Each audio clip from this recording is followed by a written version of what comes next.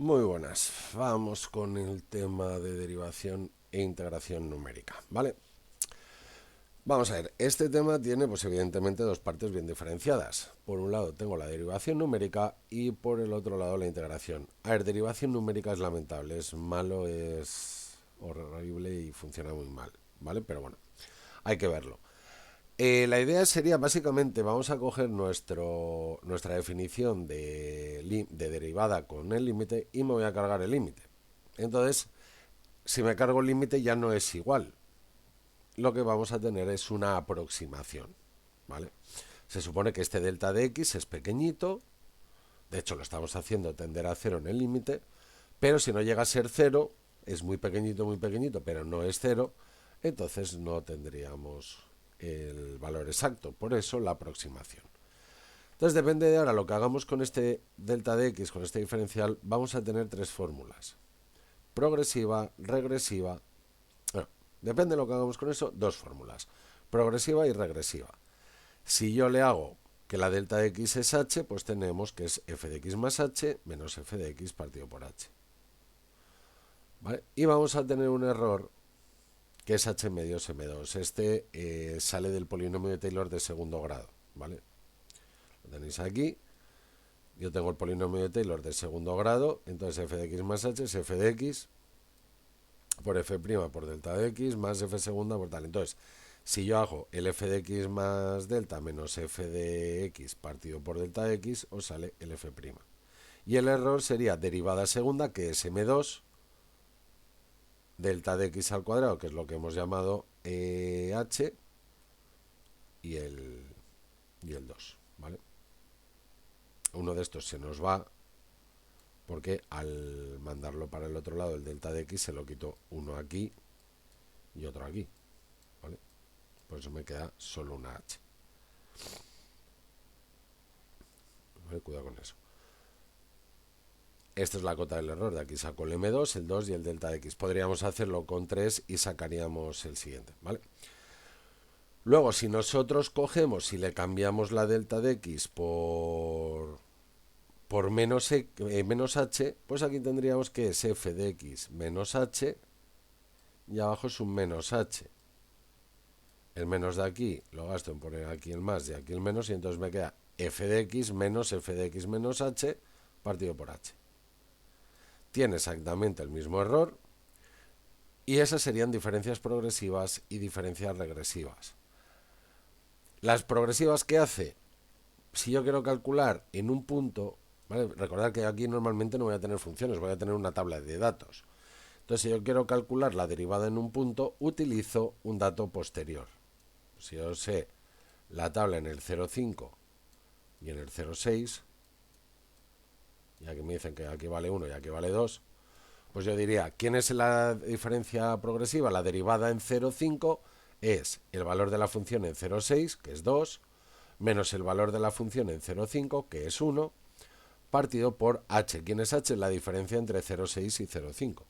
Si aquí no tiene por qué ser consecutivo, me pueden dar el 0,9. Y aquí me dicen que esto vale 1 y 2.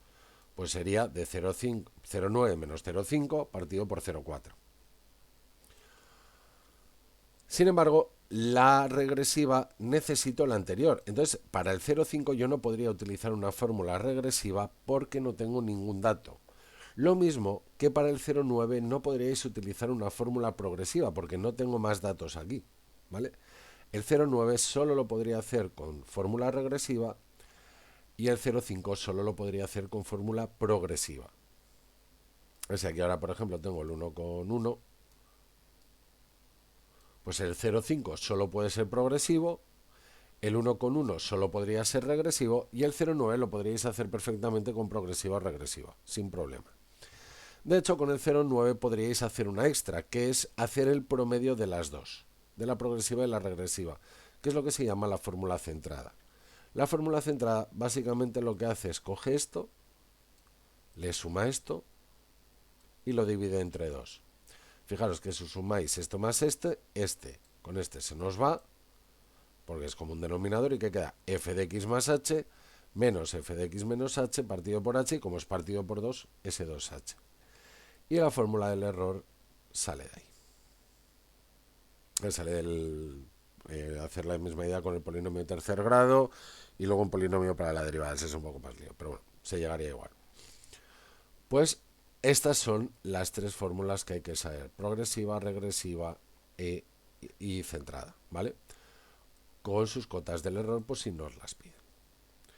Vale, con esto, ¿qué podemos hacer? Derivadas de orden superior, ¿cuáles? Las que queramos. Por ejemplo, si yo quiero hacer la derivada segunda no deja de ser la derivada primera de la derivada primera, ¿vale?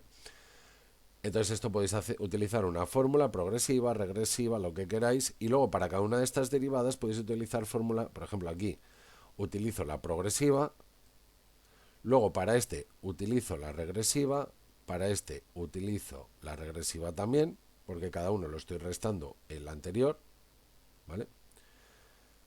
Entonces aquí quiero la derivada en x más h y estoy utilizando en x más h menos una anterior, regresiva. Aquí la quiero en x y le estoy restando una anterior, regresiva. Aquí, sin embargo, tengo f' en x y estoy utilizando un posterior. Esta sería la fórmula progresiva, ¿vale? Es decir, se puede mezclar de muchísimas maneras esto. Y al final nos quedaría una posible fórmula para la derivada segunda. Si ahora queréis derivar esto otra vez, pues tendríamos que hacer f', 2f', f', meter las fórmulas correspondientes y tirar para la derivada tercera, ¿vale? Bueno, suele ser bastante menos habitual. Y su error, la notación habitual, h cuadrado 12m4, ¿vale? ¿Cuál es el problema? Que aquí hay un desequilibrio entre los errores de redondeo y el error del método. El error del método, tanto en progresivas como en regresivas, va a depender de h, ¿vale? Es del orden h. Mientras que en la centrada es del orden h al cuadrado. Sin embargo, el redondeo va al revés, depende del el epsilon máquina partido por h. ¿Qué quiere decir eso?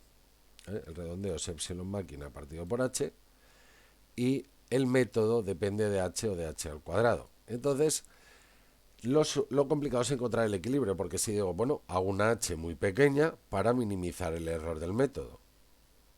Si hago la h muy pequeña, el número máquina partido por el h se dispara. Es decir, el redondeo aumenta, el error de redondeo aumenta. Dices tú, pues hago la h muy grande para que el error de redondeo se vaya a cero. Ya, pues que si haces la h muy grande, el error de método se dispara y el error de redondeo sí se anula. Entonces no hay una estabilidad bastante harta. Entonces no suele ser un problema muy usable. O sea, una de las ramas de esto, de las más usadas, ¿vale? Es bastante lamentable. Lo que sí se utiliza más es la integración numérica. Y para la integración numérica lo que vamos a hacer básicamente de mano es integrar los polinomios de la base de Lagrange. Vamos a tener una fórmula, que es la integral, y luego vamos a tener una serie de cosas. Estos son los valores de la función en los nodos, igual que en interpolación, y esto, las AES, es unos números que vamos a llamar pesos, ¿vale? Y estas AES las vamos a encontrar a cero, vamos a intentar encontrarla como la integral del L0 de Lagrange del tema anterior. A1 sería la integral de L1, ¿vale? Por eso muchas veces esto se llama fórmulas de tipo interpolatorio o fórmulas de cuadratura. Si el numerín A0 no es la integral entre A y B del L0, no puede ser una fórmula de cuadratura, ¿vale? Entonces las fórmulas de cuadratura, que son las que vamos a usar generalmente, son las que provienen del polinomio de interpolación de Lagrange. Entonces integramos cada uno de los elementos de la base, entre A y B es una integral definida, va a dar un número, a ese número lo llamamos peso en la fórmula. ¿Qué es lo que pasa? Que esto puede ser horrible. Sobre todo si tengo 4 o 5 nodos, ya los polinomios empiezan a ser de grado 3, grado 4, integrarlos ya no es tan fácil y demás. Habría una forma de hacer lo mismo, que es obligar a una cosa que se llama el grado de precisión de la fórmula, que es ir metiendo polinomios. El polinomio 1. Entonces aquí la función pasa a ser constante 1, 1, 1. Integro y creo una ecuación. Luego metemos el polinomio x. Es decir, vamos a meter la base de los polinomios nada más. Y así hasta que lleguemos, y vamos obligando a que esto se cumpla. Yo tengo un sistema de ecuaciones y en el momento que puedo resolverlo, lo resuelvo. Y a partir de ahí sigo. Entonces, si funciona para la constante 1, el grado es al menos 0. Si funciona para función x, grado al menos 1. Si funciona para x al cuadrado, grado al menos 2. Así hasta que falle. Por ejemplo, si funciona hasta el 2, pero en el 3 falla, entonces pasamos a tener un grado exactamente 2. ¿Vale? Mientras va funcionando voy diciendo al menos 0, al menos 1, al menos 2, al menos 3, y en el momento que falla es exactamente el último que no falló. ¿Vale? Y esto me va a permitir hacer unos sistemas de ecuaciones de una serie de cosas. ¿Vale? Entonces, uno de los problemas típicos es os dan el método y os inventan un método que no sea de los que vamos a ver ahora, que son los que tienen nombre y apellido, que son los métodos de Newton Cotes. Los Newton Cotes, o fórmulas de Newton Cotes, requieren dos cosas para poder recibir ese nombre, que sean de tipo interpolatorio. Recordar, tipo interpolatorio es que cada uno de estos pesos venía como la integral del correspondiente polinomio de la base de Lagrange. O más fácil, si tengo n más un nodos, el grado de precisión, esto que hemos visto aquí, tiene que ser al menos n. Lo cual a veces es mucho más rápido que lo otro, que mirar si cada uno de los pesos ha sido dado por la integral del polinomio de Lagrange. ¿Vale? Simplemente voy haciendo la integral de 1x, pues yo que sé, tengo 4 nodos, pues me tiene que funcionar la fórmula para 4 nodos es n más 1. Pues tengo que llegar grado de exactitud al menos 3. Me tiene que funcionar para el 1 la x cuadrado y x al cubo. Y eso es básicamente sustituir integrales inmediatas.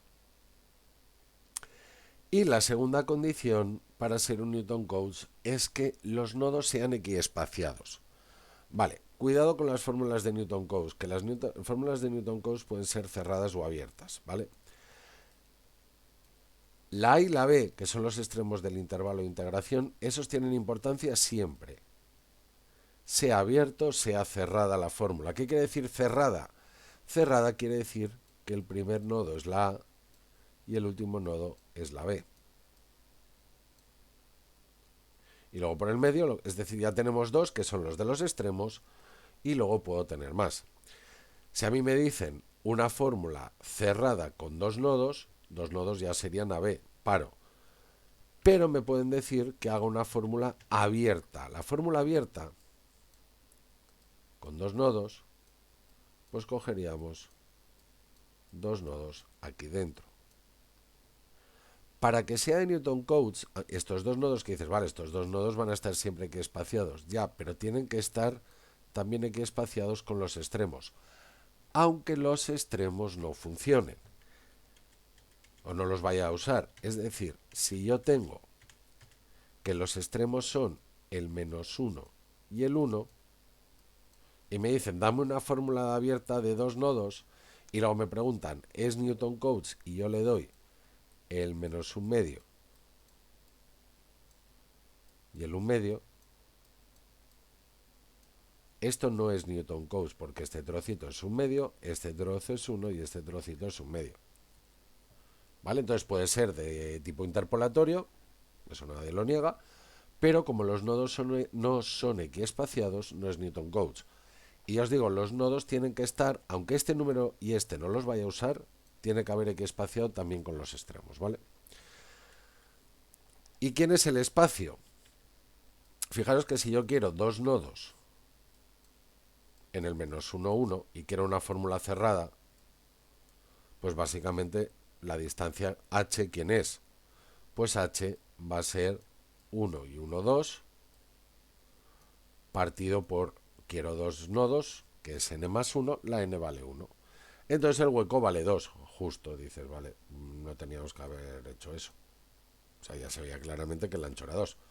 Vale, pero si yo ahora lo que quiero son dos nodos en una fórmula abierta, la diferencia es que aquí abajo ya no lo voy a dividir por n, sino que lo voy a dividir por n más 2. Entonces, si yo quiero dos nodos, lo voy a dividir por 3. Entonces, fijaros, menos 1 más 2 tercios es menos un tercio. Menos un tercio más 2 tercios es un tercio, y un tercio más 2 tercios es 1. Pues ya me está dando el menos un tercio y el un tercio. Esto sí es una fórmula abierta porque no estoy cogiendo ni el menos 1 ni el 1. La buscaré de tipo interpolatorio, de tipo polinómico, y la distancia entre todos los nodos es la misma, es decir, son equidistantes, son equiespaciados, ¿vale? Entonces mucho cuidado con esa jugada. Vale, ¿qué fórmulas vamos a tener? Como fórmulas simples, ¿vale? Vamos a ver, punto medio es Newton Cotes abierta con un nodo, que es el punto medio, ¿vale? Si tiene que ser abierta, tiene que estar la distancia entre nodos, aquí está pintado en el intervalo menos 1, 3, la distancia entre nodos tiene que ser la misma, pues cojo el punto medio, entonces sería 3 menos menos 1, 4, partido por, quiero n más 1 nodos, que es 1, pues n más 2 es 2, 4 partido por 2 es 2, menos 2 más 2, 1, 1 y 2, 3. Vemos que se cumple. Y básicamente esto lo podéis integrar como un polinomio de Lagrange, o acordaros que es la fórmula de base, que es b menos a partido por la altura, que es la imagen de la función en el punto medio. Cota del error, b menos a cubo, m2 24 avos. Y tenemos un grado de exactitud que es 1. No vamos a poder, o sea, está clavado para polinomios de grado 1 o menores. Todo lo que vaya para arriba no lo tenemos. Vale, otra, trapecio, fórmula cerrada, dos nodos. Si es dos nodos y es cerrada, los dos nodos directamente es los extremos del intervalo, ¿vale?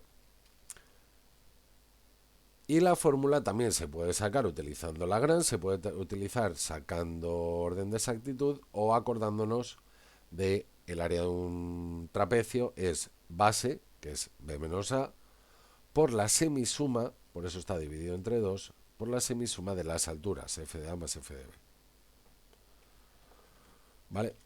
A ver, no, la de trapecio sí, esa porque nos puede interesar luego para trapecio compuesta. Bueno, voy a decir yo que es raro tener que utilizarlas, pero sí para desarrollos. Y su error, b menos a cubo 12 avos m2. ¿Vale? Simpson, fórmula cerrada, entran los extremos con tres nodos. Entonces entran los extremos y el punto medio. Aquí lo que haríamos es un polinomio de, como es 3, pues grado 2, 3 nodos, un polinomio de segundo grado, y calcularía la parábola. O sea, el área que me encierra esa parábola. Vale, aquí la gráfica pues ya parece que nos lo cuadra perfectamente, entonces, bueno, voy a haber cogido otra. Aquí cogí como ejemplo una parábola. Tengo un día ponerme a modificar estos apuntes con una función un poco más interesante. Entonces, aquí también los coeficientes va a ser b menos a partido por 6 y luego f de a, el primero, multiplicado por 1, 4 veces el del medio y 1 por el último. Fijaros que 4 y 1 a 5 y 1 a 6 se va con esto, ¿vale? Porque es una propiedad que demostraremos, no creo que no la tenéis aquí en la teoría, esa la demostramos en un ejercicio, que es la suma de todos estos vale 1. ¿Por qué la suma? La suma de todos estos vale b menos a, vale la amplitud del intervalo de integración. ¿Por qué? Porque ya demostramos en su momento que la suma de los LI valía 1. Entonces, si yo integro entre a y b, la suma de los LI integro entre a y b, bueno, integraríamos el 1. Y entonces esto es b menos a. ¿Vale? Entonces vamos viendo que sí es verdad que en estas fórmulas de tipo interpolatorio, aquí el coeficiente es directamente b menos a, aquí el coeficiente es 1 y 1, 2 partido por 2, me queda b menos a, en Simpson es 1 y 4, 5 y 1, 6 partido por 6 y me queda el b menos a, eso se va cumpliendo en todas. El error, b menos a quinta, m4, 2880 avos, ¿vale? Y aquí ya saltamos de grado de exactitud. Hasta aquí teníamos grado de exactitud 1, grado de exactitud 1, aquí ya tenemos grado de exactitud 3, ¿vale? En Simpson. El siguiente, Simpson 3 octavos. Simpson 3 octavos, a ver si os lo enseñan en este curso o no, ¿vale? Este es el que se puede caer del currículum. Es centrado 4 nodos. Entonces cojo los 2 del extremo y 2 por medio, con la fórmula de H de antes. Como es cerrada, pues aquí sería 3 menos menos 1, 4, pues sería 4, que es la amplitud del intervalo, partido y sería 4 nodos, pues partido por 3. Pues menos 1 más 4 tercios me sale el 1 tercio. 1 tercio más 4 tercios, 5 tercios. 5 tercios más 4 tercios, 9 tercios, que es el 3. ¿Eh? Perfecto. Grado de exactitud 3. La fórmula es b menos a octavos y ahora es 1, 3, de ahí el nombre de Simpson, 3 octavos, 3, 1. ¿Vale? Si os fijáis, los extremos siempre llevan 1 y luego el medio es el que se reparte. Entonces aquí también podéis acordaros. 1, 1 y solo me queda 1 en medio. Tengo que llegar al 6, va un 4. Aquí tengo 1, 1, que ya van 2, tengo que llegar al 8, pues 3 y 3, ¿vale? Y así me sale el 3 octavos. Y su fórmula del error, b menos a quinta, 6480 avos por m4. Entonces esta es, básicamente es opción 1, empollarlas y demás. Sí que puede ser pregunta de examen, por ejemplo, mira a ver de dónde sale el coeficiente de aquí, en Simpson. ¿De dónde sale ese b menos a sextos? ¿Vale? Entonces es calcular el coeficiente asociado al punto B usando la que básicamente es hazme la integral del L2. Básicamente. ¿Vale? Pues estos serían las fórmulas simples. Punto medio, trapecio, Simpson. Simpson 3 octavos quedaría ahí de, si os la explican, pues fiesta, y si no os la explican, olvidáis esta última parte que he contado. Y luego estarían las fórmulas compuestas. El trapecio compuesto lo que consiste es en dividir tantas veces como me quieran ellos decir para que yo aplique trapecio simple. Entonces aquí vamos a tener las h's en cada uno de los... O sea, cada uno de los suelos va a ser equidistante y va a tener tamaño h. Entonces, fijaros que si yo hago trapecio al primer trozo voy a tener h medios, f de a, f de b. Ahora me voy al segundo trozo. Vuelvo a tener que la base es h medios, f del de la izquierda, f del de la derecha. Volvemos a hacer en la siguiente, h medios, f del de la izquierda, f de la derecha. Vuelvo a hacer h medios, f de izquierda, f derecha. Si sumáis todos, es h medios todas las bases y las alturas son f de a está sola, f de b está sola y todos los del medio aparecen dos veces, porque todos los del medio primero son final del anterior y luego principio del posterior. Entonces por eso aquí todos los del medio van multiplicados por 2. Y si sumáis n veces el error del trapecio simple, vais a obtener el error de trapecio compuesto, ¿vale? Eso también va a salir en los ejercicios. Esta es la fórmula, si no os la empolláis, ¿vale? El m2 no cambia, b menos a, h cuadrado 12 avos m2. Y por otro lado, y este es con el que hay que tener más cuidado porque aquí suelen ponerlo para reventar, es Simpson compuesta. Simpson compuesta tendría la cosa de que si yo quiero aplicar Simpson, en este caso 1, 2, 3 y 4 veces, necesito el doble de huecos. ¿Por qué? Porque Simpson necesita el punto medio. Entonces, el número de veces que aplicamos el método, que en este caso es 4, perdón, sería 8.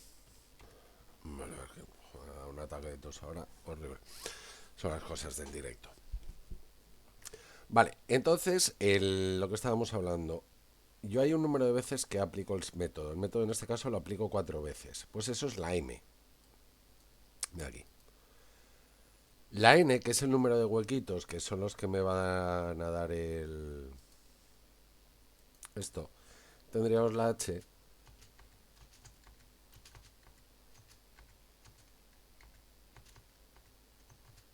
en cada huequito, ¿vale? Esta h la podéis calcular como b menos a partido por 2m, que es la n, es el número de huecos totales que hay. Y ahora aplico la fórmula. ¿La fórmula quién sería? La fórmula del trapecio era base, que es 2h, partido por 6, por eso aquí lo que me queda es un h tercios.